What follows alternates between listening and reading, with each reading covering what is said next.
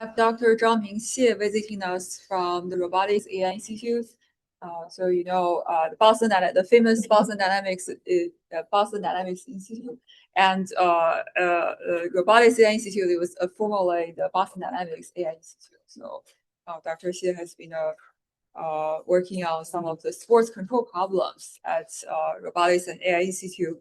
And he obtained his bachelor's degree from the Hong Kong University of Science and Technology, and then his master's degree from the Georgia Tech and PhD from University of British Columbia. He also spent time as a postdoc at Stanford, working on simulation-based humanoid control.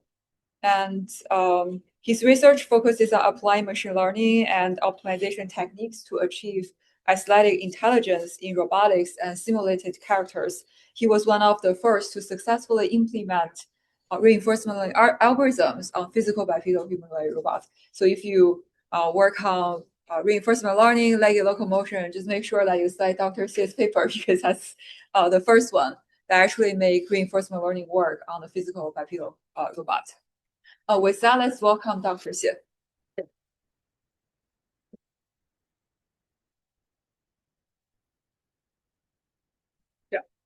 Thank you for the introduction. So can everybody hear me well? Okay, cool.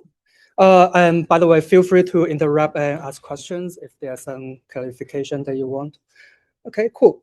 So today I want to talk about integrating model predictive control and reinforcement learning for leggy robots.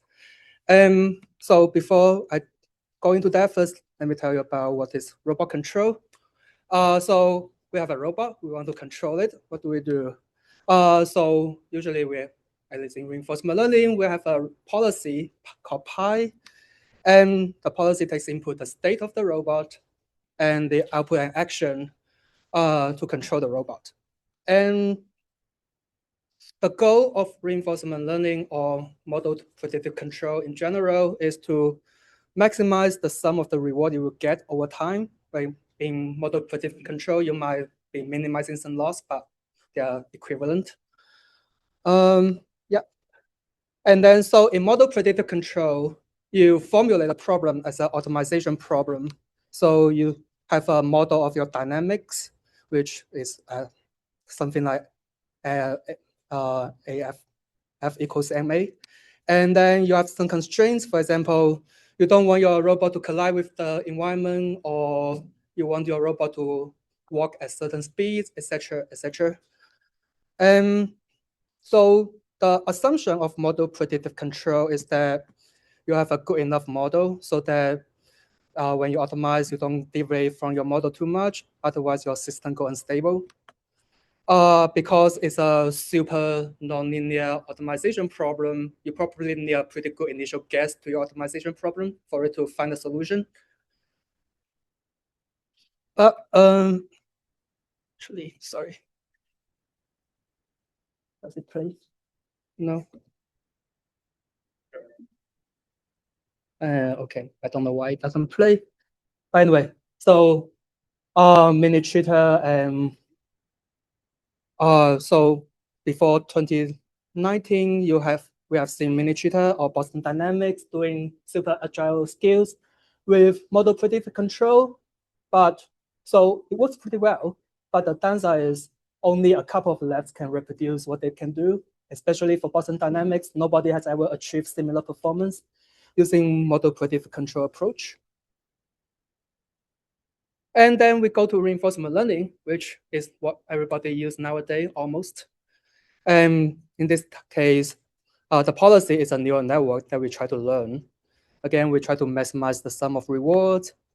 And the way the reinforcement learning works is that we sample an action from a policy, and we adjust the policy parameters by when we see a good action sequence, we will adjust the parameters so that those action sequences have higher probability of being sampled. And we see some bad action, we will lower the probability of those actions. Okay. And that's essentially what we see nowadays in a lot of humanoid company.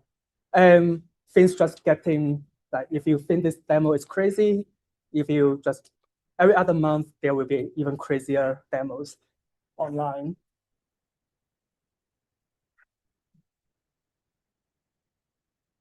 And the good thing about, so we might be encountering a beta lesson in Nagi robot control where, so in beta lesson, basically the idea is that general methods that leverage massive computation, like using machine learning, consistently outperform human design handcrafted AI, or in our case, model predictive control.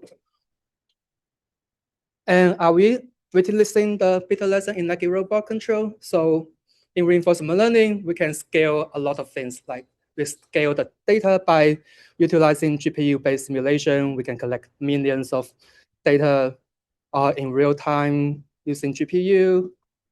We can scale the policy. We use really deep neural network. And bonus, it's easy to set up. So if you just go to GitHub and git clone some repository, you can probably get your robot to at least work in simulation in day one and deploy on your robot in the first week. So do we still need MPC? I will argue that you will need MPC when we can use an MPC when first we have a good model, then MPC can be more efficient than using reinforcement learning. And we can use MPC as a motion prior, which if you work with reinforcement learning, you probably find that reward tuning is a pain. And MPC can probably help you to remove some reward tuning pain.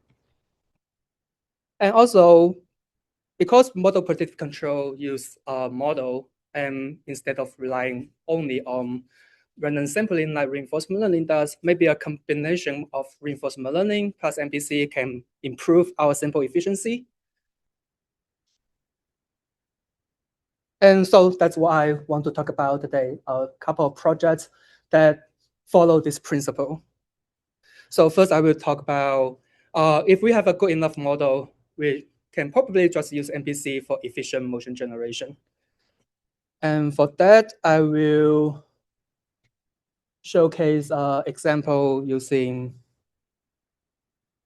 Spot playing table tennis. So here is just an MPC controller running on Spot, the quadruped playing table tennis with human. And in particular, unlike other work that in robotics playing table tennis, we focus on how to handle ball spin. And ball spin is everything in table tennis. So for example, if you don't know what the spin of the ball is when you play table tennis, you will make the wrong judgment about how the ball will fly in the air, and then you will make judgment how to intercept the ball. If your opponent know how to utilize spins, then they can fool you into not being able to catch the ball in time.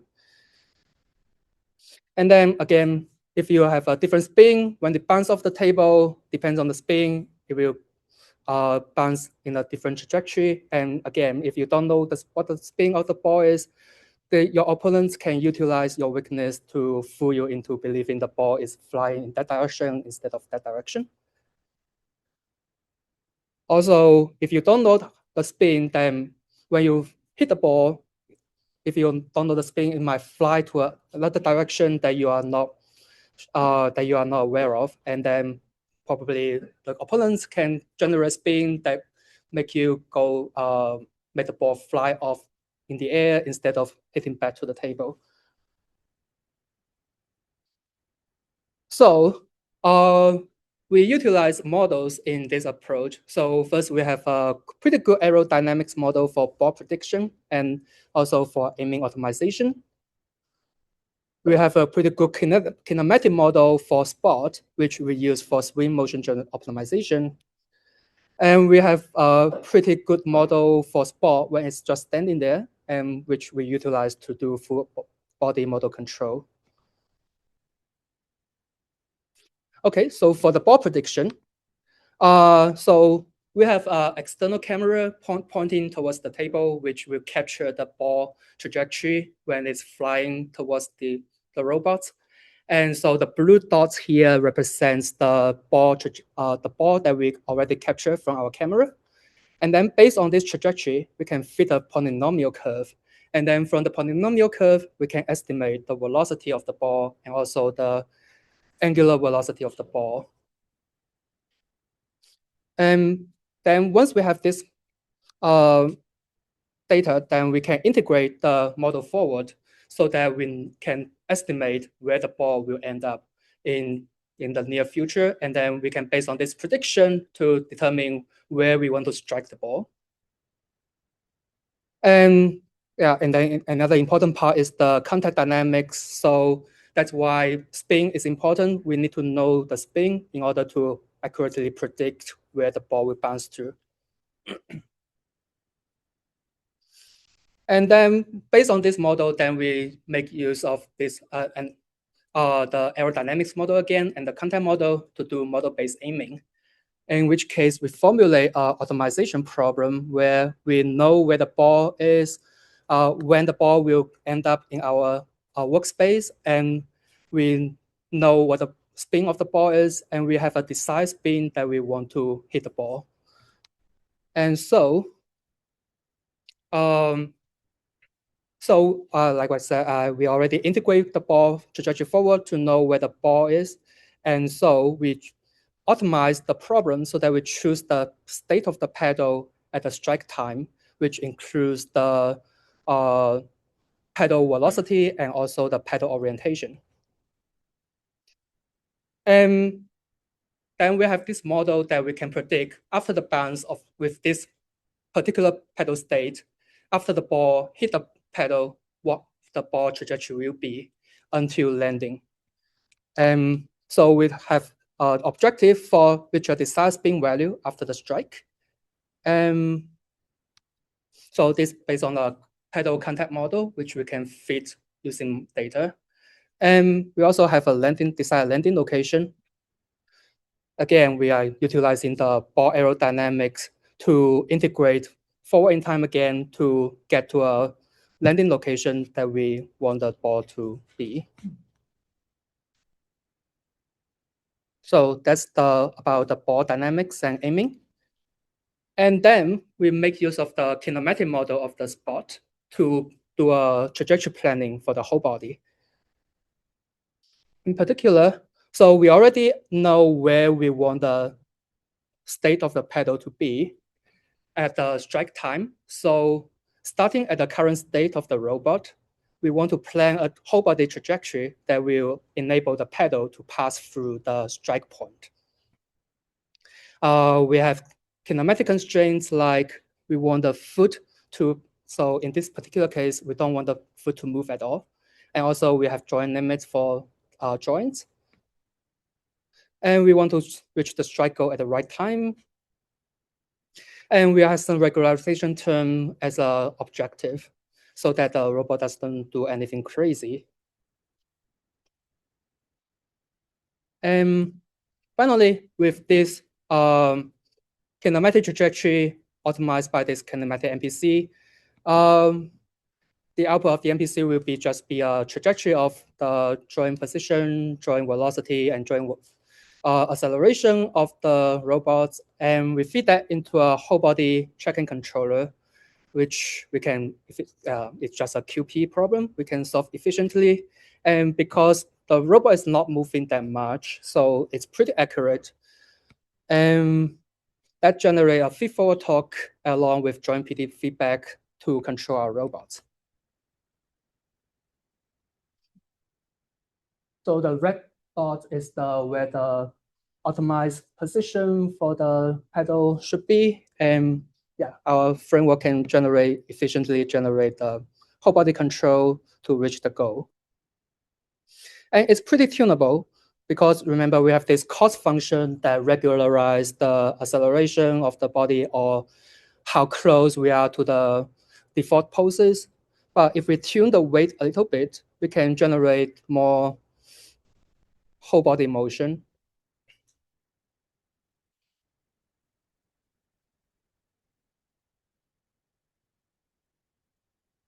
In particular,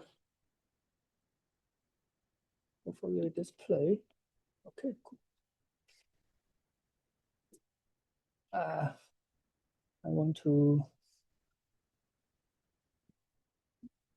So in particular, I want to show the spin of the ball.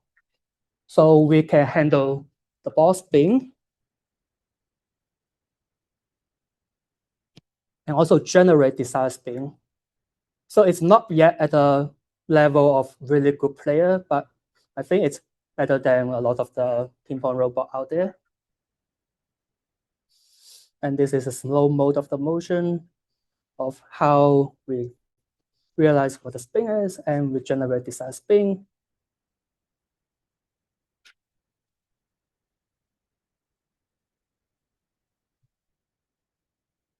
Okay, cool. So to summarize this part of the talk, MPC can be very effective where we have a good enough model. So everything that we just saw can be tuned like within minutes and then efficiently execute on the robot at 100 Hertz. We do this by decomposing complex problem into manageable subproblem.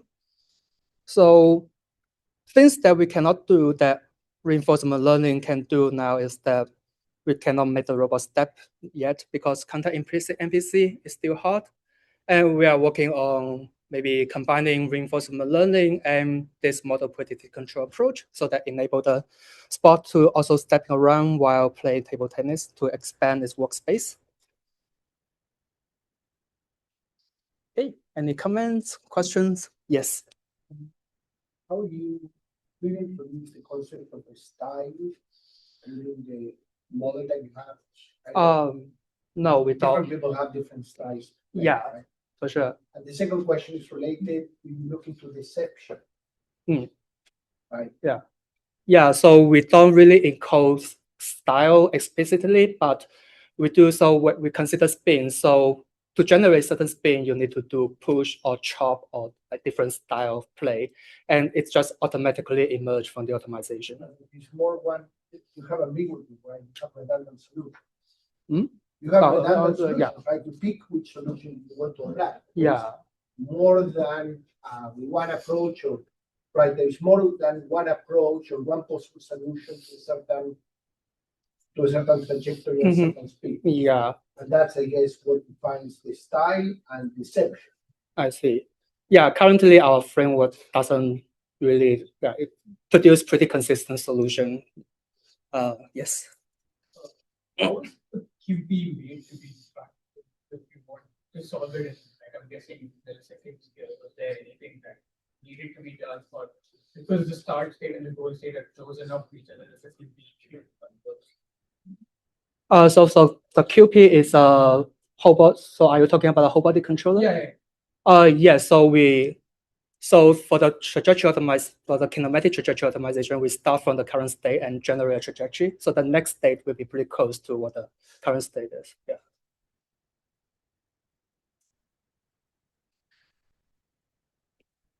Okay. Oh, yes. So when you calculate the trajectory model for the ball's trajectory, and you bring that up to a real robot, how do you guys process the error or offset when it comes to the ball trajectory that you calculated versus what is actually realized? So we continuously observe where the ball is, and based on the history of the ball position, we will fit a curve, and then from that curve we can estimate the spin and also the velocity. Is that what you're asking? Yeah. So once you update that, you then recalculate the robots to be able to. Yes, that's right. Okay. Yes. Would there be any hitting timing error, for example, is early touch or delayed touch? Is it a real issue or it is? Yeah, there probably is, but it doesn't cause an issue for now. Yeah. Cool. Okay, moving on. Yeah, so what about when we don't have good enough MPC model, but we can still use MPC as a motion prior that can make reward tuning a little bit easier for reinforcement learning. So motivation is that in MPC world, we're represented by Boston Dynamics. The pros is that it's fast and intuitive to tune. And yeah, we can specify constraints that allow us to have very precise motion specification. But the con is that, yeah, if we want to solve for the very accurate model, usually it's too expensive to compute in real time, or we rely on approximation model, which then introduce model error and can make your robot go unstable. Well, in the reinforcement learning world, we can just do randomization to your model, and then your policy will be super robust to all the uncertainty you will encounter. The con is that you need to tune a lot of reward function, which training a policy might take hours, so you need to come back after few hours and see what the behavior looks like, and then tune some reward, and then retrain and iterate. And so the goal for this approach is to combine the advantage of MPC and RL. So here's the architecture of the whole framework. First, we have a motion-specific design that make use of trajectory optimization. So it takes input the kinematic sketch trajectory, and then we output a kinematic motion. And this will then go into a reinforcement learning framework, which then try to find a policy that can track this open loop trajectory pretty well. And then once we train that, then in simulation, we can deploy it on the real robot. So the good thing about this is that to get a really nice behavior, we can just tune our trajectory optimization, which at each iteration, it takes 2 minutes of optimization, and then you can just iterate super fast to get the behavior you want. And yeah, then in reinforcement learning, we already have a really good behavior that we want to achieve by this trajectory optimization. We just need to train the policy and wait a few hours and come back. So for the trajectory optimization, objective is so we make use of a single rigid body dynamics model to track a motion sketch. So here is a motion sketch demonstrated. So it's not physically feasible. And as you can see, the foot is sliding. And so we've imposed constraints like the dynamics of the single rigid body model. We want the context to match what the motion sketch looks like. We have kinematic limits, etc. And then we do optimization and generate a physically feasible trajectory. And then we use this as a reward for reinforcement learning. In particular, we will feed the solution of this trajectory, including the joint position, velocity, and then we also have we also have encoders on the robot that give us joint position, velocity, INU, orientation, blah, blah, blah, that as input to the policy, and the output of the policy is just PD joint target with residual added to the reference. And after some training, we can get a full order model to replicate the motions.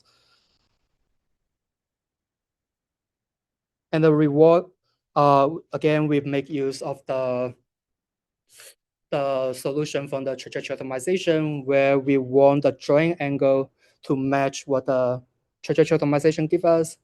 We want the action to be smooth so that it doesn't do some jerky motion. And then we also try to minimize the mass torque so that it doesn't do something crazy. And yeah, it's probably a sign. Yeah, it should be mean, yes. Yeah, and then with this approach, we can design different behaviors on the robot.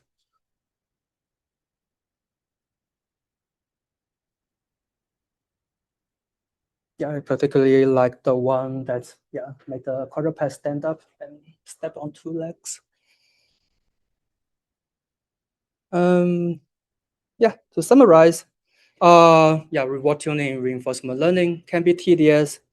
Tuning cycles take hours, but while MPC tuning just takes minutes, but relies on simplified model. By combining the best of the two approach, we use MPC solution as a reward signal for RL, so makes everything simpler to tune. And yeah, so that's the second part. Yes. Was there a reason why you chose PPO, or were there others that you considered? We choose PPO mainly because it works. So yeah, there are not no other reason for why not choose other, but essentially it works. So and just keep using it. Yeah. Can you speak louder?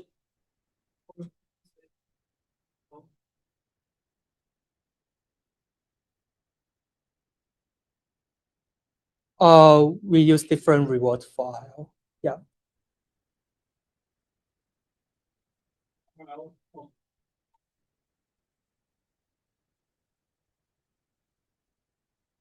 For the MPC reward, basically we have a motion sketch, and then we try to impose a cost to try to match the motion sketch, and then also in the motion sketch we have the constraints like contact constraints, etc. That's easily encoded. Well, if you use the same thing for reinforcement learning, I think because reinforcement learning utilize random sampling, so usually the solution that you get from reinforcement learning will be very different from what you get from a more principled optimization approach. In terms of generalizability, because you spend minutes, right, a minute or two doing the directional optimization before you send the reinforcement learning, that's kind of the command or file. When you do the training, do you constantly sample many trajectories generated by the model-based method, or is it like kind of a library of a data set of trajectories to train a policy? How is that thinking too? For this one, we just have one trajectory. Yes. I am curious about that. That thing that you showed looks like a 3D printed quadruped. Yes, that's right. Tell us a little bit about that. That sounds very exciting. Yeah. So this quadruped is like open source by someone from Europe. Yeah. So it's not our quadruped. So we just borrow clone their repository and build a quadruped from their specification. Yeah. But I see this as an interesting step before you actually get to the spot. Spot is an expensive robot. You don't want to break it.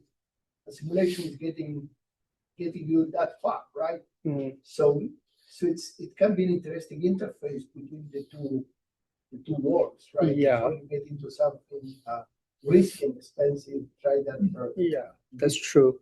Yeah, but then another thing about this quadruped is because it's custom made, so the actuator is not really reliable. So we need to do a lot of like randomization to get rid of the sin to real gap. Well, in Spot, it's pretty reliable. If you command something, it will pretty much does do it, and sin to real gap is much smaller. So this was useful or was it a distraction? The end was worthwhile? I think it's worthwhile because it's less expensive. So, while Spot is, it's too expensive. But nowadays you can also buy unit tree, which is pretty affordable and pretty robust as well. Say the actuators are not reliable. What kind of so basically, I think we randomize the PD games and also simulate delays, etc. Yeah. Yes. During real-time execution, purely RL, you still use some hardware and as a simulate before feeding it to the RL. Or is the execution is the inference just purely RL? Yeah, it's purely RL. Yes. So is there some way where even during real-time execution you can use a solution from like a very approximate solution from MPC and then feed that into RL, so you reduce the space? Yeah, you could probably do that. Yeah, that would be interesting to see whether it speed up things. Yeah. For your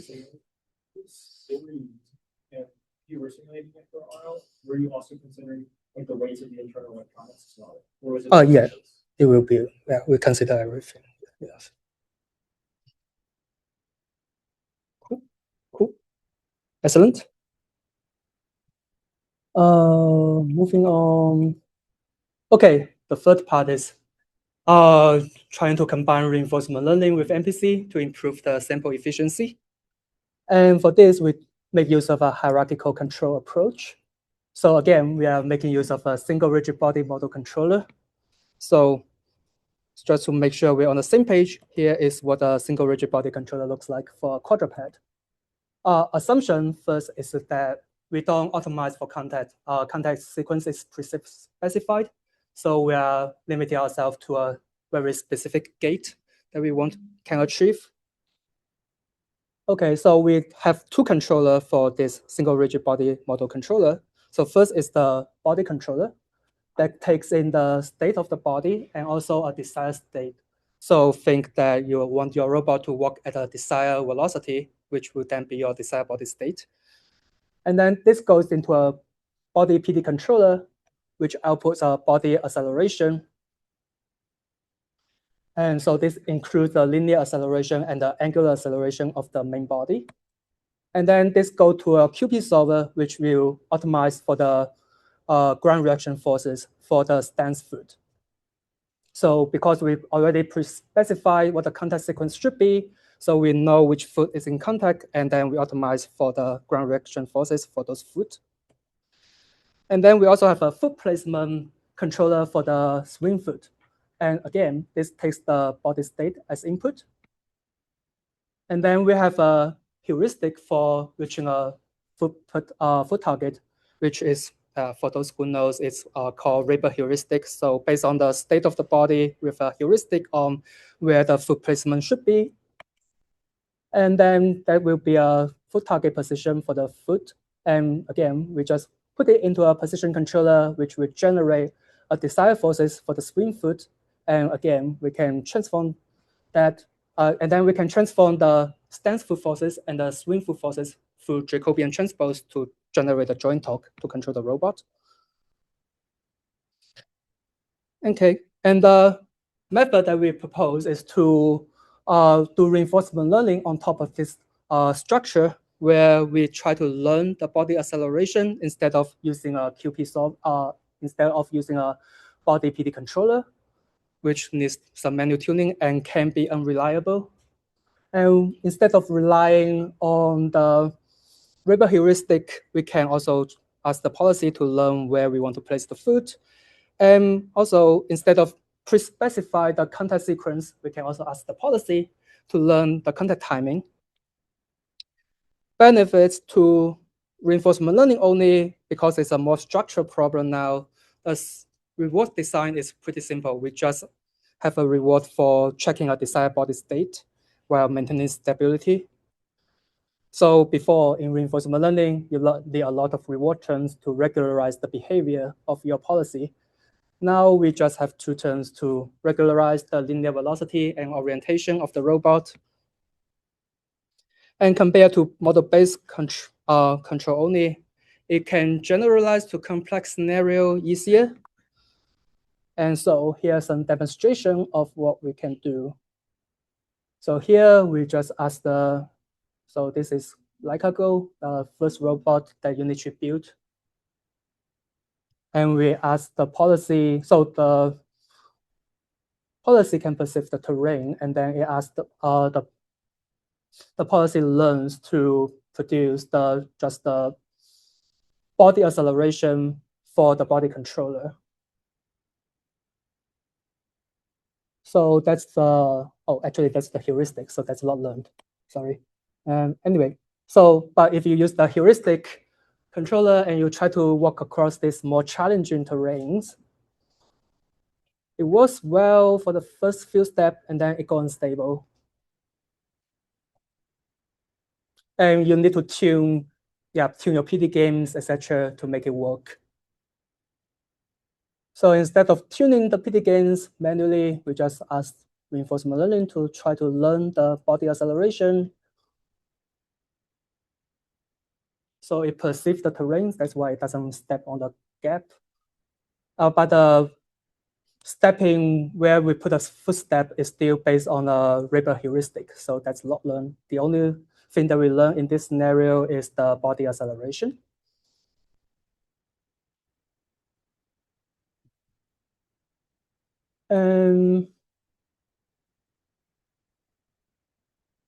Yeah, so the thing is, because we don't learn the counter timing or the foot position, so the robot just keeps stepping even when it starts at a very flat ground, and with this command 0 velocity.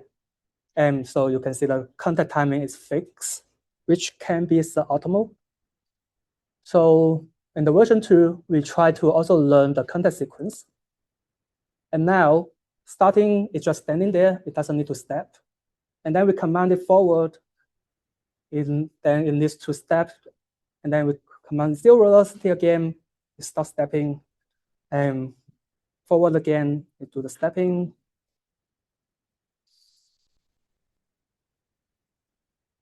And so, and then this also demonstrates that learning counter timing can be useful to deal with certain type of terrain.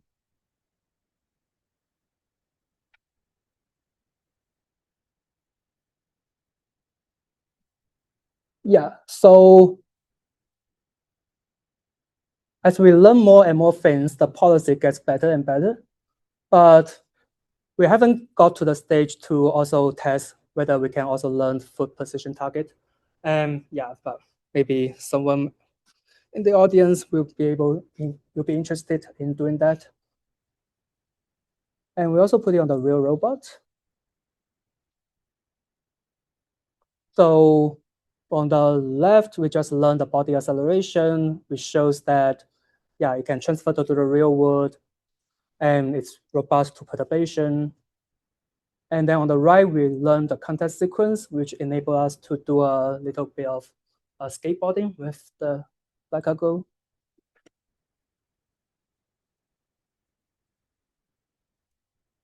Okay, to summarize, we integrate model-based controller to simplify the design process for reinforcement learning. Yeah, so using reduced order model can be effective for synthesizing policies to give our problem more structures. Yeah, so that's the part. No, we still have got waiting for questions, or we still have something. Yeah.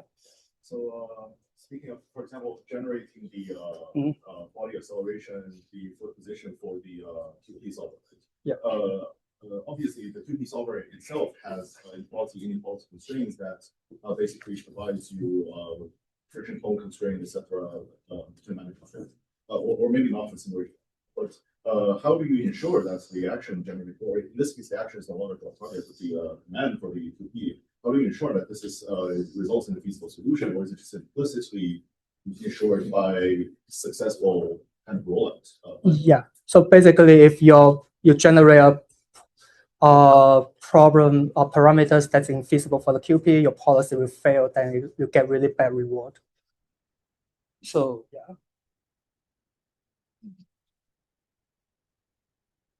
Yeah. So when you in this work, you kind of first use policy to generate those set point, the desired acceleration, and then have a QP to solve it. So these whole components need to be executed in reinforcement learning training. Yes. So that add a lot of computation time. Yeah, that's right. Yeah. How can I curious about how much you increase? I don't remember exactly, but we do implement our own QP server that utilize GPU. So it's not that much slower, maybe 50% slower. But yeah. Nice. Cool. Oh, yes. Back to the second word that you introduced, where you have a direction optimization that offers a kind of a single rigid body state that you want the RL kind of policy to track. So in this case, because reduced order models are known to kind of produce some trajectory say if you don't set your, I remember your friction point, say if you don't set that conservatively, they might produce some kind of trajectories that are infeasible for a kind of full body kind of controller to track, right? Or the full body dynamics wise might be infeasible. Is this again just like what is the interplay here between how you tune the QP versus how the RL performs in this case, because there's no reward, right? So, like, unlike the third port, there's some reward that you can make sure the QP generates the correct, or there's the correct acceleration. But for the if you use QP as a planner, then you don't know if the policy can feasibly come. So what is the interplay here? Is it like manual or conservative design, or is there some other systematic ways to approach things? So we don't really tune the QP, but if your policy outputs something that a QP couldn't solve, then you go unstable and you fail, and then you get that reward. Because the reward is to keep the body at a desired velocity, which you must have, and also orientation, don't follower, etc. If your QP is unsolvable, then you generate talks that just make your robot follower. Yes, second, like my question, like using that. Okay. Second work, you use a QP to generate kind of a rigid body for your center of mass kind of desired trajectory. What if for some, say, running task, the force is still within the friction cone or reduced order constraints, but say the torque that realizes the force is beyond the actuation limit. Oh, I see. You ensure that this interplay, that the policy. Okay, I see. Yeah, that's a good question. Yeah, I guess we haven't tried anything that's made the limit of the motor yet. Yeah. So a little bit unsatisfying answer. So, okay. So from the sim to real application, right? In simulation, you have to recognize where it was able for its feet in the first place. There's some sort of heuristic on that. In the real world, where you actually develop new things for you to determine where is a feasible step position. Yeah. So for the real world, we don't have perception, so that's why we actually just relies on the. So on the left, we just relies on the Weber heuristic. So we just treat a policy as a blind policy, and on the right, we just tells the policy that's a skateboard that you need to. So there's no perception involved here. So it's only constricted to the specific. Yeah.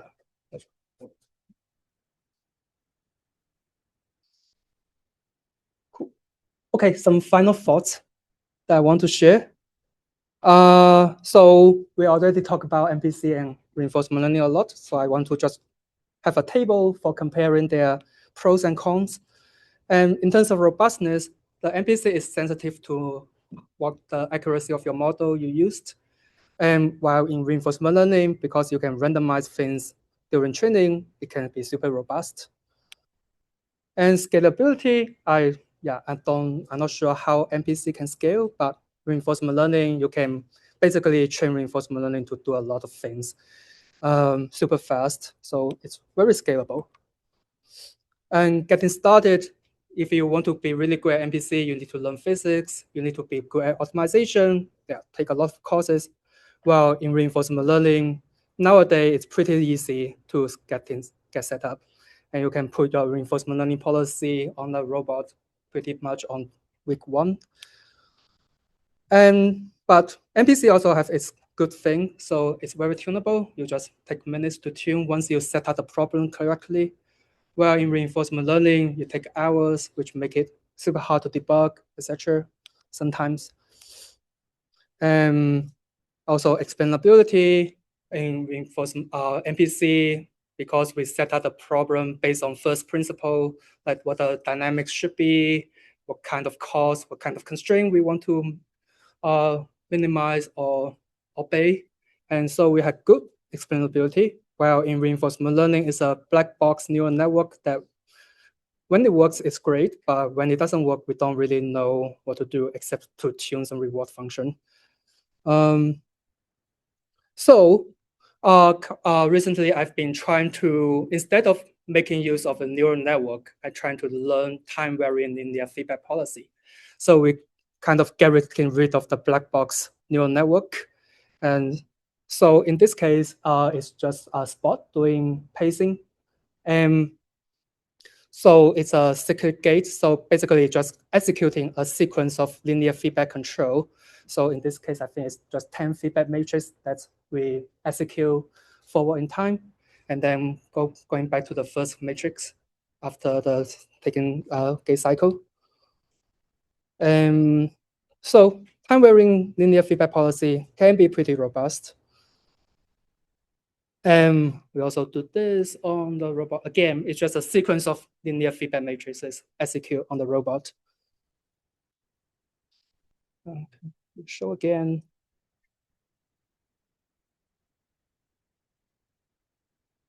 And so some research questions.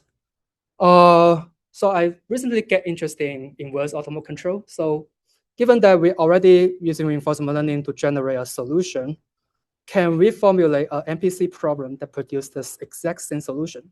So sometimes we try to use MPC to work on the robot. It doesn't work, but we don't really know what the correct solution should be. So it's really hard to get it to work. But now that we have RL, this powerful tool that generate the correct solution, now we just need to find the MPC problem that produces the exact same solution. So can we do that?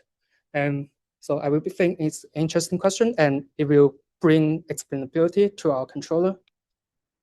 So the question is, can we leverage MPC to provide RL explainability? And the work that I just showed doing learning time varying linear feedback control may be a first step towards that direction, because now instead of a neural network, we have a linear feedback policy, which in principle, we can also synthesize by formulate the right optimization problem. For example, if you know iterative linear quadratic regulator, which will generate linear feedback controller as well. Yeah, but the final questions I want to ask is, do we even care about explainability? Since reinforcement learning just works, maybe that's good enough. Should we just embrace the beta lesson? So for that, I want to tell a little story. So this paraphrasing Richard Feynman here. So by the way, this is just personal opinion, doesn't represent the opinion of my company.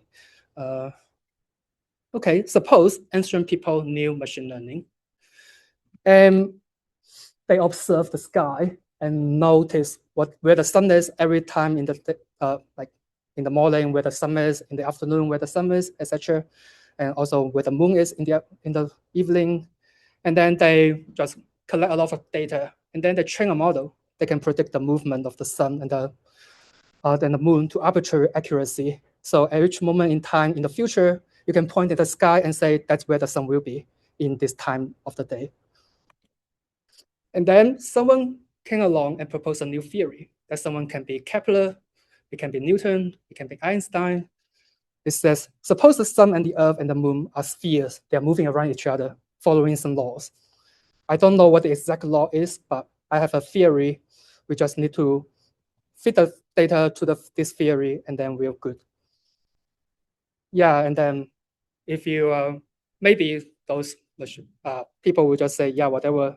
We already have this learn model that can predict the movement as well as the movement so accurately. Can your model predict as well as our learned model? And in reality, it took like Kepler, Galileo, Newton, until Einstein to come up with the general relativity to have a theory that can allow us to make accurate prediction.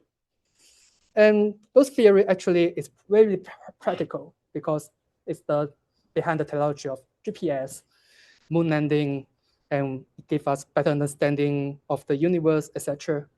And so I think explainability is still very important, even if our learn solution is already that powerful. And with that, I want to end and take more questions. Yes. One is you are thinking of how to use MPC to enhance scalability, but I'm not sure that MPC are that great providing scalability. One model that helps us understand the dynamics, I would argue that it's probably not the best one. You can see that if you try to teach high schoolers MPC, they're going to struggle understanding. Yeah. So the other models that allow us to understand dynamics better and simpler. The other insight is you show the table of your reinforcement learning in MPC, and you're talking about the different advantages. You talk about the scalability. There is another attribute that I find interesting, which is transferability, which that would, will help you answer the question, how would, if you were going to train that bot robot to play bowling, where some concept apply as ping pong. Yeah. How easy will it be using the model that you already have, the trained model that you have, to transfer to a new game? It's a good question. And also, yeah, on them, or on that same thought, also, like for example, I have a controller that work on sport really reliably.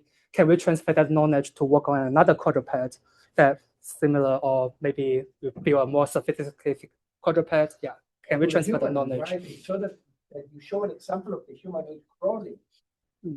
Are you sure? Yes, I think. Kind of crawling. Yeah. That's from BD. Yeah. Okay. Cool, thanks. More questions? Yes. Yeah.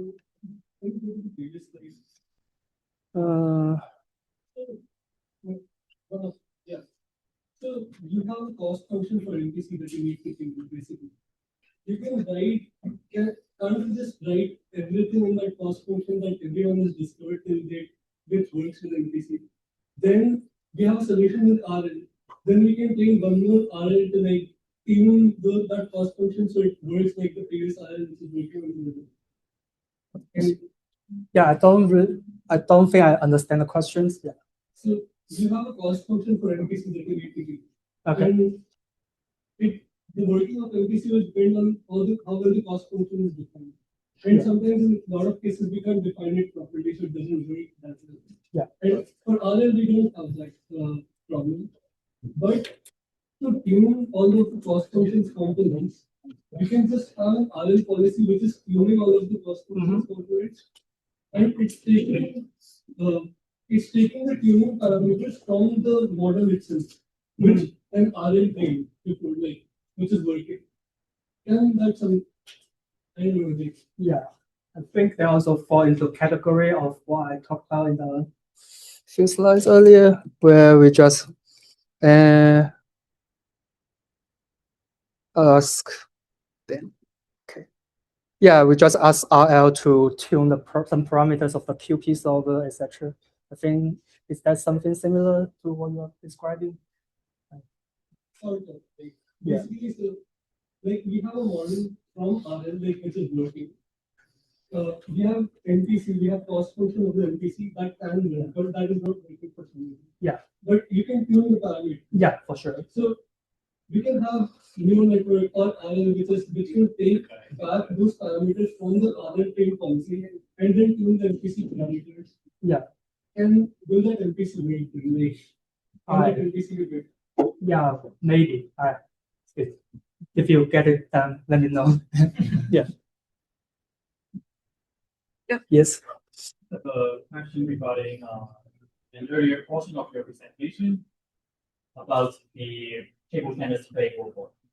So in that robot, you have side camera recording the trajectory of the table tennis of the ball, and also, I guess, the spin of the ball by putting black dots. That's just for verification. We don't use the dot control. So how do you get the spin? So based on the trajectory of the ball, we fit a curve. And then based on the curve, we can fit some parameters of the, we have an aerodynamics model of the ball. So we know the ball velocity based on the curve. And then from there, we can also infer the speed itself. Yeah.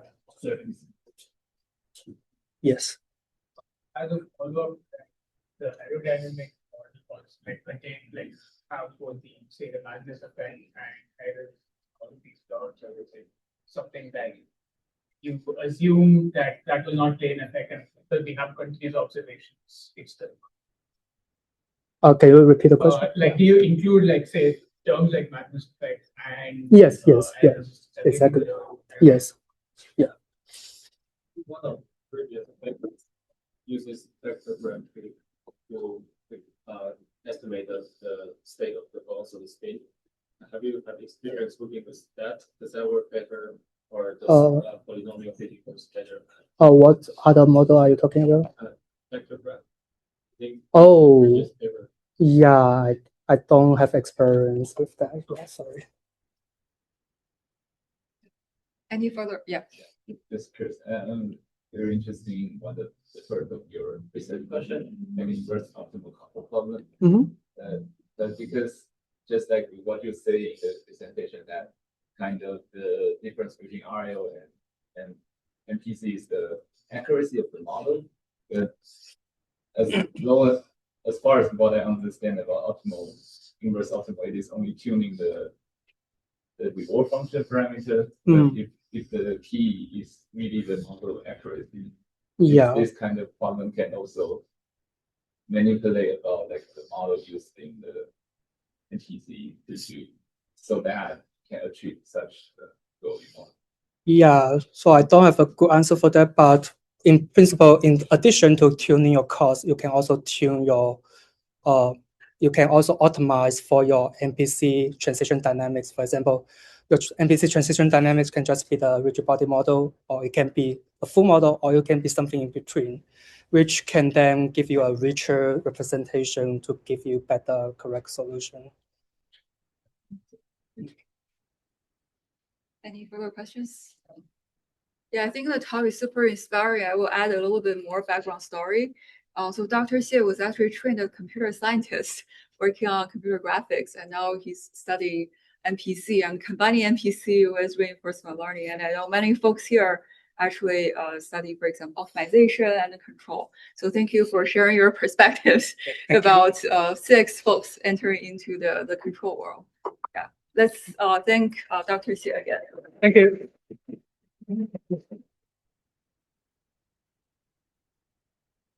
How do I get out?